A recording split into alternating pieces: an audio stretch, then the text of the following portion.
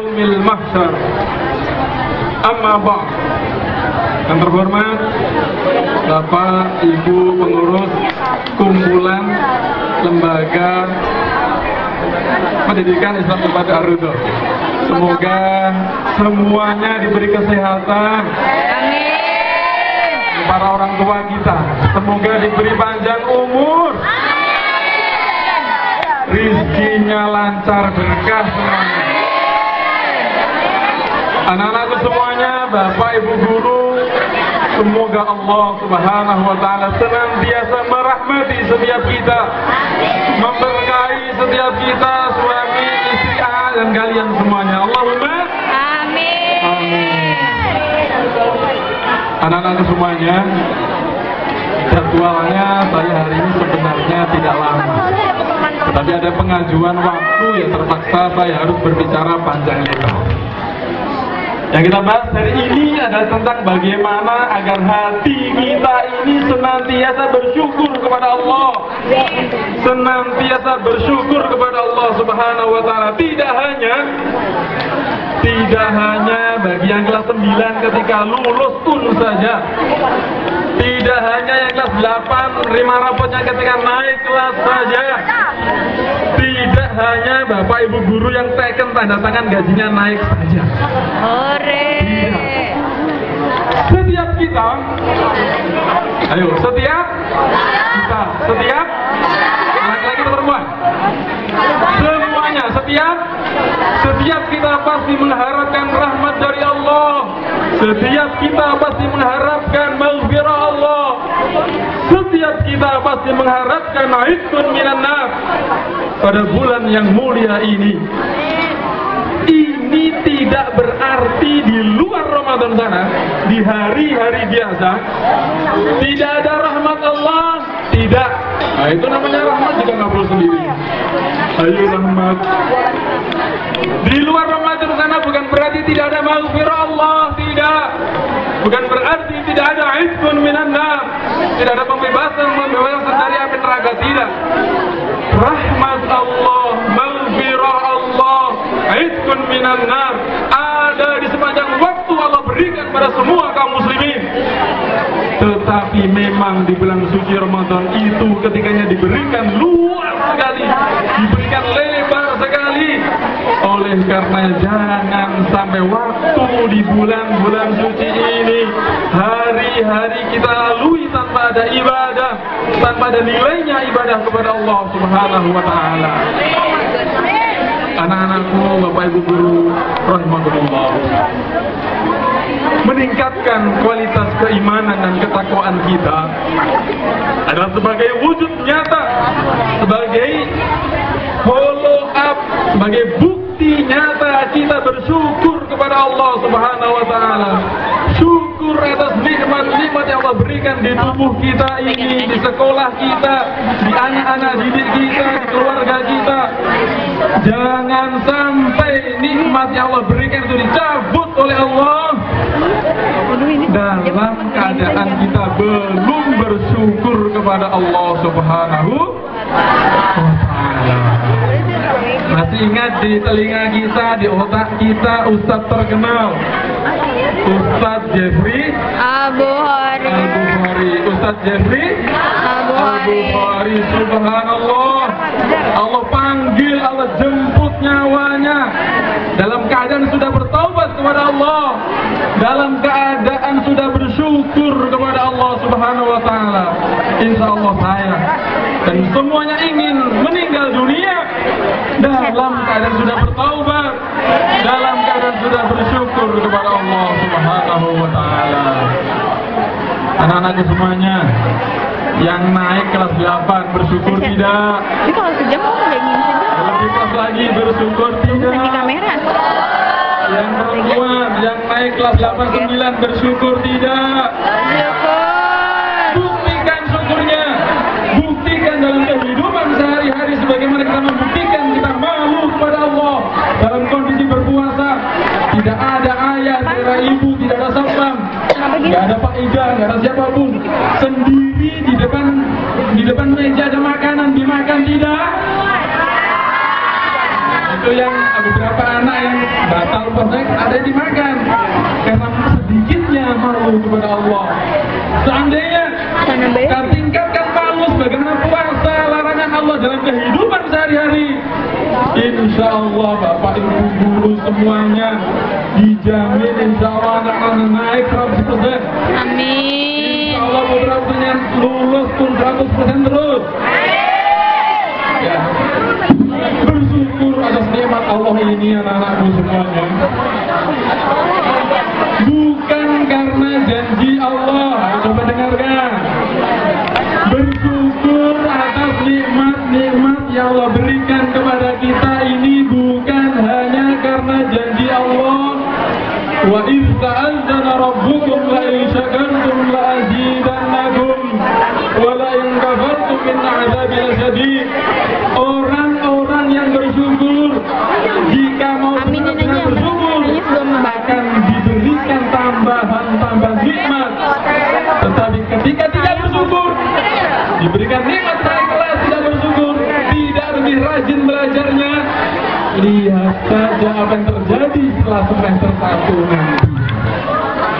Bersyukur kepada Allah sebagaimana dikatakan oleh Khalifah Umar bin Abdul Aziz. Artinya saja, ikat tahu ikatnya? Ikat, ambil tali itu diikat kakinya ya. Ikatlah nikmat Allah ini, jangan berserahkan, diikat dengan cara bersyukur kepada Allah Subhanahu wa Ta'ala. Bukan karena janji itu saja, tetapi karena firman Allah yang lain Allah sebutkan dalam Al-Quran. A'udzubillahi minasyaitonir rajim. Ma yaf'alu Allahu bi'adzabikum in syakartum wa amantum. Wa kana Allahu syakiran 'alima. Ayat ini ada sedikitnya dua tata cara menerjemahkannya. Cara yang pertama ada cara biasa, Allah tidak akan menyiksa kalian. Yang kedua, kenapa Allah mesti menyiksa kalian jika kalian menjadi hamba-hamba yang pandai bersyukur dan beriman kepada Allah. Dan sungguh Allah zat yang maha bersyukur dan maha mengetahui. Ketika mau dikatakan bersyukur, kita sudah tahu. Tetapi ketika dikatakan Allah adalah maha bersyukur, adalah artinya Allah menerima amal ibadah. Ketaatan kepada Allah jika dilakukan ikhlas karena Allah. Dan yang kedua adalah Allah mengampuni dosa-dosa kita. Syukur kita kepada Allah sesungguhnya ibarat syafaat yang kita bikin untuk diri kita sendiri dengan menjadi hamba-hamba yang bersyukur kepada Allah. Seseorang sesungguhnya memberikan tameng, memberikan perlindungan dirinya atas siksa Allah Subhanahu wa Ta'ala. Sebuah logika saja begini anak-anakku. Kalau teman kalian, saudara kalian mau pergi keluar kota, kadang seminggu, kemudian titip kepada kalian, aku titip ini motor saya, titip mobil saya 1 minggu. Bisa ketutup kalau bikin pre-operasi. Silahkan dipakai sepuasnya. Ya, aku tinggal ini kuncinya. Sudah perhatikan. Seminggu berlalu kemudian apa yang terjadi? Pemilik mobil datang. Yang terjadi adalah, dengarkan. Yang terjadi adalah spionnya pecah, kacanya retak, banyak kempes, joknya robek-robek. Kira-kira saudara kita tadi walaupun sayang kalau kita marah senang atau tidak terima. Ya itu yang aneh itu ya, yang aneh seperti itu. Allah Subhanahu wa Ta'ala menitipkan kepada kita nafas, menitipkan kepada kita anak yang dua itu yang ada jabatan harta, menitipkan kepada kita mata melihat. Jangan sekali-kali digunakan mata melihat yang dilarang Allah. Yang tadi Mas. Jangan menggunakan tangan mengambil hak yang bukan haknya. Yang Jangan melangkahkan sungguh mudah bagi Allah mencabut nikmat dari kita semuanya. Anak-anak bapak ibu guru yang suka memperhatikan kita semuanya. Pas minjem mudah. Sungguhnya mudah saja, ringan saja logikanya. Nanti kita Manusia kurang bersyukur kepada Allah hanya karena dua faktor utama. Emang gue tuh tadinya pengen itu. Hanya karena dua faktor saja. Tadi nangis banget. Kalau kita perhatikan dua hal ini, kita sungguh-sungguh memperhatikannya, insya Allah kita bisa menjadi setidaknya hamba yang bersyukur, walaupun belum bisa dikatakan pandai bersyukur. Ada dua perkara mau tahu? Mau? Tunggu setelahnya. Mau tahu betul? Ayo jamaah. Jamaah. Mau tahu? Yus. Satu. Manusia kurang bersyukur kepada Allah karena sesungguhnya memang kita berikan. Karena memang Allah berikan kepada kita mata melihat. Allah berikan kepada kita telinga mendengarkan. Allah berikan kepada kita hati merasakan, tetapi fokusnya, ingat, fokusnya mata melihat, otak memikirkan kepada nikmat yang Allah berikan kepada saudara kita, kepada tetangga kita, kepada teman kita. Maka dikatakan di dalam pepatah, rumput tetangga terasa lebih hijau. Seperti dalam iklan Stormel itu ya. Itu kemudian melompat, pas lompat ada apa? Harimau. Betul? Kalau kita mau fokus melihat, fokus mendengar, fokus merasakan nikmat yang Allah berikan di rumah kita, di anak-anak didik kita. Ya seperti ini anak kita, ya harus inilah yang kita didik. Inilah yang mesti minimal kita jadikan anak-anak yang lulus dari sampai Jaruto. Insya Allah kita akan menjadi orang yang benar, bersyukur dan melaksanakan kewajiban kepada Allah Subhanahu wa Ta'ala. Rasulullah SAW mengingatkan kepada kita anak-anak semuanya, dalam urusan dunia, unzur ila man asfala minkum. Urusan dunia, lihat kepada orang yang di bawah kita. Kita punya mobil, ada orang yang punya sepeda motor. Urusan dunia, kalau kita melihat dengan yang lebih di bawah kita, sabda Nabi Zalika ajdaru, itu lebih menolong hatimu untuk bersyukur kepada Allah Subhanahu wa Ta'ala. Jangan dibalik, jangan dibalik. Urusan agama, urusan ibadah kepada Allah, melihat yang lebih rendah. Ibadah kepada Allah mesti melihat yang lebih tinggi dari kita. Kalau kita melihat yang di bawah kita, maka pola pikir kita akan salah. Orang merasa sudah soleh, sudah merasa melaksanakan sholat 5 waktu saja cukup itu, merasa sudah mending daripada tetangganya yang sebelah itu mending Islamnya cuma dicatat doang dalam kertas. Kalau pola pikir kita dalam agama seperti itu, tidak akan meningkat ibadah kita kepada Allah Subhanahu wa Ta'ala. Yang kedua terakhir, faktor utama yang menyebabkan manusia lupa bersyukur kepada Allah ialah merasa, kan? Merasa, sekali lagi merasa apa yang telah diraihnya, prestasi yang didapatkannya, jabatan yang telah dia peroleh, apapun yang sudah dihasilkan, merasa murni 100% hasil dari keringatnya tok sendiri, tidak merasa itu titipan dari Allah, tidak merasa itu karunia dari Allah Subhanahu wa Ta'ala. Kalau merasa apa yang didapatkannya titipan dari Allah, kalau apa yang ada di rumah merasa ini adalah bukan dirinya, hanya sekedar dititipkan Allah, pasti gak yang Yesus di apa atau di mana gitu. Dia sebenarnya lagi foto diri sendiri dari kamera depannya itu para fansnya di kamera begini. Tapi di situ pada gaya begini aja pada foto diri sendiri. Seorang pemuda yang kemudian berjalan di tengah teriknya panas matahari. Dia merasa sangat kehausan, bagaimana kita haus saat ini. Pemuda tadi jalan di mana? Di tengah terik matahari, merasakan amat sangat kehausan. Allah mudahkan bagi pemuda ini bertemu dengan mata air sehingga dia kemudian minum air karena dalam kondisi tidak bertemu dengan mata air sehingga dia minum air itu.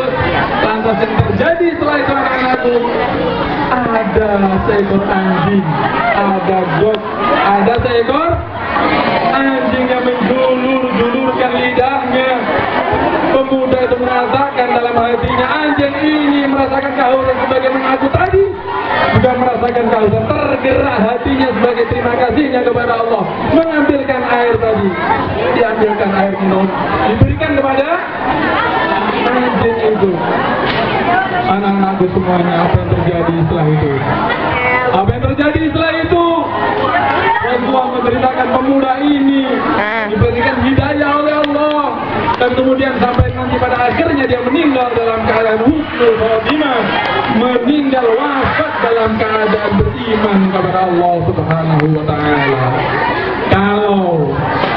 Kalau menolong seekor anjing saja, hewan yang menurut kita tidak begitu mulia, hina. Bahkan kalau kita marah, kalian marah kepada temannya, diplesetin jadi anjir, atau marah pada orang lain disebutin nama hewan itu di muka orang yang kita marahi, menolongnya ada poin catatan amal baik yang tidak dilupakan oleh malaikat. Nah, itu nggak ada yang mendengarkan, ada konsentrasi. Yang belakang itu jangan geriung saja. Nah, dengarkan sejenak, habis ini kita berbuka bersama. Yang kedua, dikisahkan dalam hadis yang sahih juga sebaliknya. Kalau tadi menyayangi binatang, yang berikutnya adalah dakhalat imra'atan fi hirrah hadathat hatta madat hazla. Seseorang yang kemudian menyekat seekor kucing. Apa yang disekap? Kucing. Disekapnya, dikurungnya kucing ini tidak dikasih makan, sehingga kucing ini mati. Sehingga kucing itu ya pantesan zoom Rasulnya bukan dakhlatan nar. Perempuan ini terpeleset dengan gara-gara dia membunuh seekor kucing, terpeleset. Dia termasuk orang yang nantinya masuk neraka. Ini hadis sahih, bukannya cerita, bisa dilihat dalam kitab Sahih Bukhari. Cerita Rasulullah pernah menceritakan benar-benar seperti itu. Maka perhatikan, kalau menyakiti seekor kucing saja, kalau menyakiti seekor kucing saja bisa menjadikan seorang terpeleset masuk neraka, maka bagaimana kalau yang disakiti hamba-hamba Allah yang beriman lainnya? Kalau yang disakiti teman kalian sendiri yang satu sekolahan sama muslimnya, sungguh yang seperti lebih layak untuk mendapatkan siksa Allah Subhanahu wa taala. Kalau kucing saja di Republik kita ini nggak ada KUHP-nya, tapi dalam agama kita kalau nggak ada mulut pasti gini ya. Nggak ada kita Panci. Gara-gara membunuh kucing, maka hati-hati menyakiti orang lain di zaman modern ini, anak-anakku. Dikatakan oleh iklan, mulutmu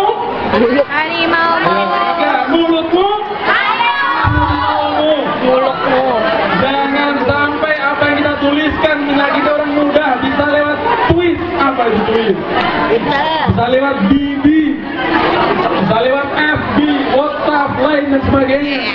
Jangan sampai status yang kita tuliskan di sana bisa menyakiti orang lain. Kita khawatir gara-gara tulisan kita di sana bisa jadikan kita terpeleset masuk neraka. Oleh karena anak-anak semuanya, Bapak Ibu, Allah merahmati kita. Semoga Allah jadikan kita, setiap kita orang yang lembut hatinya. Semoga Allah menjadikan kalian semua anak-anak saya juga orang yang lembut hatinya ketika mendapatkan nasihat, lembut untuk menerima, dan ketika melihat orang lain menderita tergerak mudah tangannya untuk menolong. Kalau demikian adanya, insya Allah kalian semua menjadi calon ahli jannah, calon penduduk surga. Amin ya rabbal alamin. Kiranya tidak banyak apa yang bisa saya sampaikan. Semoga intinya Allah berikan kita umur yang panjang sehingga bertemu dengan Ramadan berikutnya. Umur yang panjang bisa mengantarkan kalian sampai kalian lulus SMP bahkan adik-adik dan keluarga kalian ajak kita sekolah ke tempat kita tercinta ini. Setuju? Sekali lagi. Setuju?